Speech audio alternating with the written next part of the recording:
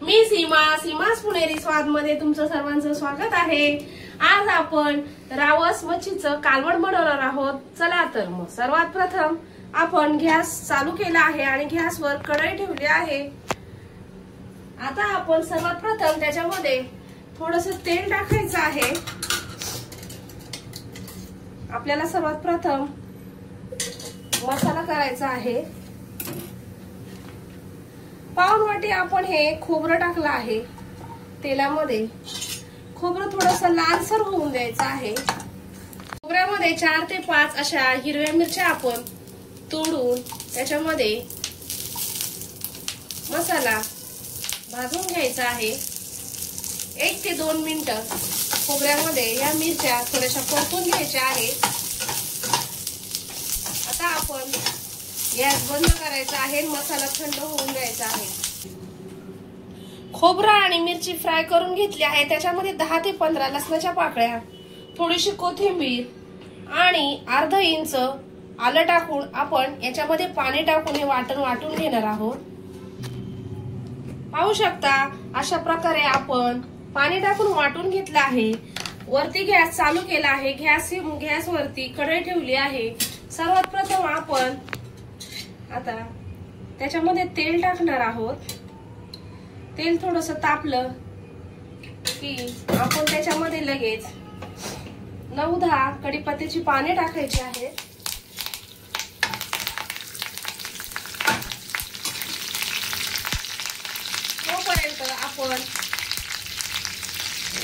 तोपर्यंत आपण रावस मच्छी ही स्वच्छ धुवून घेतली आहे, साफ करून।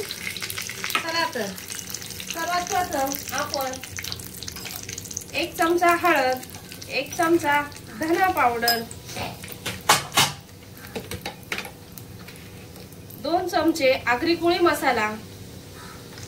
आता आपण हे सगळा मसाला तेलामध्ये व्यवस्थित परतून घ्यायचा आहे। गॅस स्लो करायचा आहे।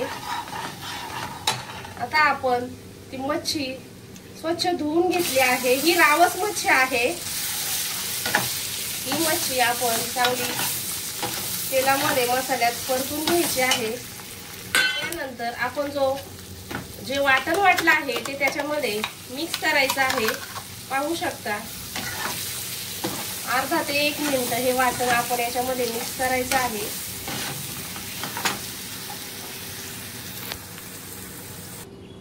पाहू शकता मसाला परतल्यावर आपल्या आवडीनुसार आपण त्याच्यामध्ये पाणी ऍड करायचं आहे। आता आपण चवीनुसार मीठ टाकणार आहोत।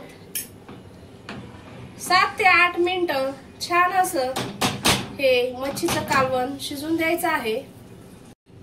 पाहू शकता आपलं मच्छीचं कालवण, रावस मच्छीचं कालवण छान असं शिजलं आहे। छान अशी उकळी आली आहे। आपण त्याच्यामध्ये कोथिंबीर ऍड करणार आहोत आणि आपण गॅस बंद करायचा आहे। आपण आता मच्छीचं कालवण काढून घेऊया। पाहू शकता आपलं रावस मच्छीचं कालवण छान तयार झालं आहे।